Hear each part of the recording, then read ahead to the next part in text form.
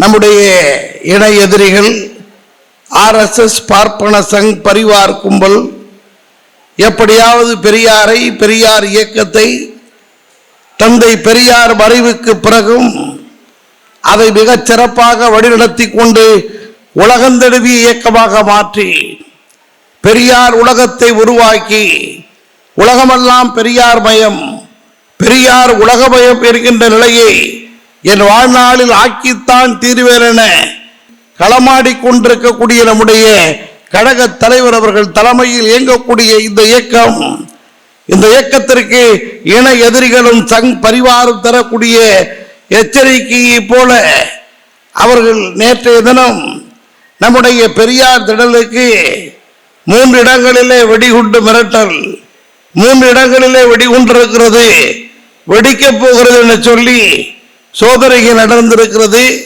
விசாரணை நடக்கும், அது வேறு. ஆனால் ஒன்று மட்டும், எவனாவது அப்படி ஒரு குண்டை வைத்திருப்பானே ஆனால் அது வெடிக்கும் வரை அவன் காத்திருப்பானே தவிர வைத்திருக்கிறோம் என ஒருவன் சொல்கிறான் என்று சொன்னாலே அவன் 1ஆம் நம்பர் கோழை. அவர்களுக்கு திருப்பி எங்களுக்கு குண்டு வைக்கக்கூடிய உனக்கு நாங்கள் குண்டு வைப்போம் குண்டெறிவோம் என சொல்லக்கூடியவள் அல்ல. தந்தை பெரியாரின் வழிமுறை அதுவல்ல. தந்தை பெரியார் தந்த தலைவர் நம்மை அப்படி வழிகாட்டவில்லை. நாம் வன்முறையின் பக்கம் தலை வைத்து பார்க்காதவர்கள். ஆனால் நாங்கள் நினைவுபடுத்த விரும்புவதெல்லாம் உன்னை போல் குண்டு வைக்க வேண்டிய அவசியம் எங்களுக்கு இல்லை.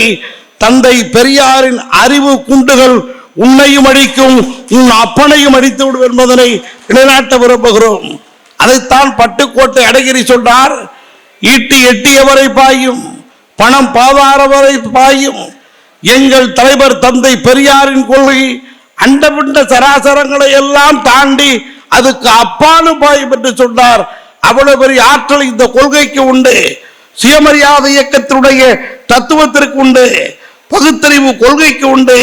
அந்த கொள்கை தான் இன்றைக்கு RSS மிகப்பெரிய தொற்று நோயாக அதை இன்றைக்கு நாட்டு மக்களை பிளவுபடுத்த அடிக்க ஒழிக்க செய்யக்கூடிய காரியத்திற்கு சுயமரியாதை இயக்கத்தினுடைய பகுத்தறிவு சூரணம் மாமருந்தாக இருக்கிறது. நான் நேரத்தின் அந்த அளவுக்குள்ளாக ஒரு சில RSS பரப்பக்கூடிய நோய்களை பற்றி சொல்ல விரும்புகிறேன். அருமை தோழர்களே, நம்முடைய கருத்தரங்கத்தின் தலைவர் அவர்களே, நீங்கள் எண்ணி பார்க்க வேண்டும். ராம ஜென்ம பூமி என்ற ஒன்றை சொல்லி அதை ஒரு கட்சியாக ஒரு அமைப்பாக இருக்கக்கூடியவர்கள் ஆளக்கூடியவர்களை ஏற்க செய்து RSS என்கின்ற ஒரு ரகசிய அமைப்பு எங்கே பதிவு செய்திருக்கிறான், யார் நடத்துகிறான் என்பதை தெரியாத ஒரு அமைப்பு, ஒரு கற்பனையான மூடத்தனமான ஒரு கதையை சொல்லி அதற்காக ஒரு மசூதியை எடுத்து மிகப்பெரிய அளவிற்கு அதை இஸ்லாமிய பெருமக்களுடைய நம்பிக்கையில மிகப்பெரிய இழிவை உருவாக்கி கலவரத்தை உருவாக்கினார்கள். அது எண்ணி பார்க்க வேண்டும். இப்படி ராமன் ஒருவன் இருந்தான், அவன் பிறந்தான் என்பதற்கு என்ன ஆதாரம்? ஒரு கற்பனை கதை, மூட நம்பிக்கை. எல்லா மதங்களும் மூட நம்பிக்கை வைத்துத்தான் முளைத்திருக்கிறது, மூட நம்பிக்கை வைத்துத்தான் வளர்கிறது. அந்த மூட நம்பிக்கையை கொண்டு அவர்களை பரப்புவதற்கு அங்கே ராம ஜென்ம பூமி, இன்னொரு பக்கம் ராமர் பாலம். ராமர் தமிழ்நாட்டிற்கும் இலங்கைக்கும் பாலம் கட்டினார் என்றார்கள். அதைத்தான் நம்முடைய முத்தமிழறிஞர் கலைஞர் சிறப்பாக சொன்னார். ராமன் பாலம் கட்டினான் என்று சொன்னால் ராமன் எந்த இன்ஜினியரிங் காலேஜில் படித்தான் என கேட்டார். மூட நம்பிக்கையுடைய முதுகெலும்பை ஒடித்தார். நீங்கள் எண்ணி பார்க்க வேண்டும். இன்றைக்கு அறிவியல் உலகம், அறிவியலில் மிகப்பெரிய அளவிற்கு ஆர்டிபிஷியல் இன்ஜினியரிங் இருக்கின்ற உச்சத்திற்கு சென்றிருக்கிறோம். இப்போது கூட கடவுள் உண்டா இல்லையா என்ற நம்பிக்கைக்கு ஒருவன் வரலாம், அதை வணங்கலாம், அது வேறு. ஒருவன் மத உணர்வோடு இருக்கலாம், அது வேறு. ஆனால் இப்படி ஒரு பாலம் கட்டப்பட்டது என்றும் அந்த பாலத்தில் சென்றான் என்றும் புஷ்ப விமானம் இருந்தது என்றும் இன்னமும் மக்களிடையே மூட நம்பிக்கையை பரப்பி எனக்கு முன்னே சொன்னார்களே, மதவாதம், மனு தர்மம், சமூக அநீதி அத்தனைக்கும் அடிப்படையாக இந்த மக்களுக்கு தெளிவு வந்து விடக்கூடாது, உண்மை புரிந்துவிடக் கூடாது என்பதற்காக மூட நம்பிக்கைகளை பரப்பக்கூடிய ஒரு மிகப்பெரிய வேலையைத்தான் RSS செய்து கொண்டிருக்கிறது. இன்னொரு பக்கம் நாம் எண்ணி பார்க்க வேண்டாம். அது ராமன் பிறந்தான் பாலம் கட்டினாங்கிறது ஒரு பக்கம், இன்னொரு பக்கத்தில் விநாயகன் பிறந்தான் அவனுக்கு ஒரு ஊர்வலம், விநாயகனுக்கு ஒரு பக்கம். இன்னொரு பக்கம் மதுராவில் இருக்கக்கூடிய கோயில் கிறிஸ்டன் கோயில், அது இன்னாருக்கு சொந்தம், அது எங்களுக்கு சொந்தம், அங்க இருக்கக்கூடிய இஸ்லாமியனை விரட்டுவோம் என சொல்லி அங்கு ஒரு பக்கம். எந்த தமிழ்நாட்டிலே காலூட்ட முடியவில்லையோ அந்த தமிழ்நாட்டிலே சிக்கந்தர் மலை உருவாக போகிறது, உருவாகிவிட்டது.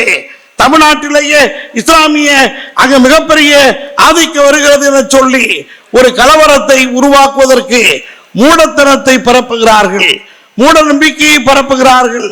அதுல மிகப்பெரிய கொடுமை என்னவென்று சொன்னால், நாட்டின் பிரதமராக இருக்கக்கூடியவர், அவர் RSS தயாரிப்பு, RSS தயாரிக்கக்கூடியவரைத்தான் நாட்டுக்கு பிரதமராக RSS தரும். RSS கட்சியை சார்ந்த அமைப்பை சார்ந்தவர்கள் ஆளுகின்ற வாய்ப்பை அன்று ஜனசங்கமாக வைத்திருந்தார்கள். இன்றைக்கு பிஜேபி அவர் சொல்வது என்ன சொன்னார்?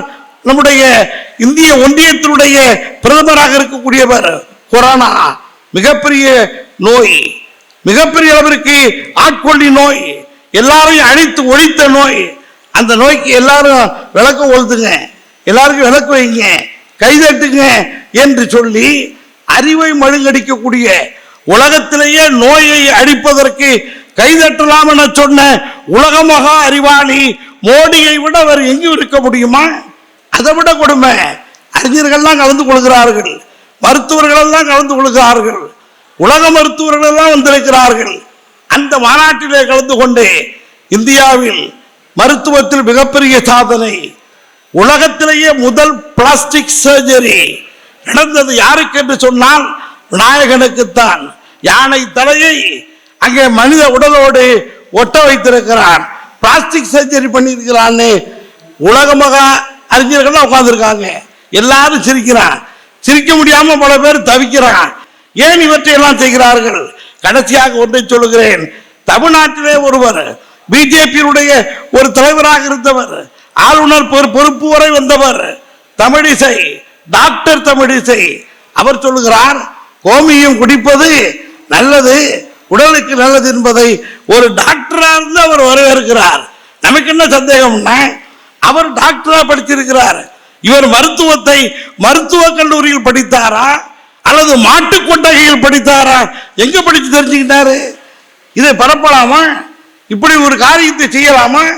எனவே மூட நம்பிக்கைகளை பரப்புவது என்பது ஜாதியை நிலைநாட்ட, மனு தர்மத்தை நிலைநாட்ட, மதவாதத்தை செய்ய, நம்முடைய திராவிட பேரினத்து மக்களை அழித்து ஒழிக்க, பார்ப்பன பண்பாட்டு படையெடுப்பை நடத்த செய்யக்கூடிய சூழ்ச்சிதான் மூடநம்பிக்கை. மூடநம்பிக்கையை பரப்புதல், அந்த மூடநம்பிக்கையை பரப்புவது எதிர்த்துத்தான் 1925 தொடங்கிய அதே அமைப்பிற்கு, அதே 1925 தொடங்கிய தந்தை பெரியார் தொடங்கிய சுயமரியாதை இயக்கம் மாமருந்தாக நின்று தவிடுபொடியாக்கி வருகிறது. அவர் விட்டு சென்ற பணியை, அவர் போட்டு தந்த பாதையில் பயணித்துக் கொண்டிருக்கக்கூடிய தமிழர் தலைவர் முதுகெலும்பை ஒடிப்பார். RSS சங் பரிவார் கூட்டத்தினுடைய பொய் புராண கட்டுக்கதைகளை அடித்து ஒழிப்பார். இனம் காக்கப்படும், மொழி காக்கப்படும் என சொல்லி விடைபெறுகிறேன். நன்றி, வணக்கம்.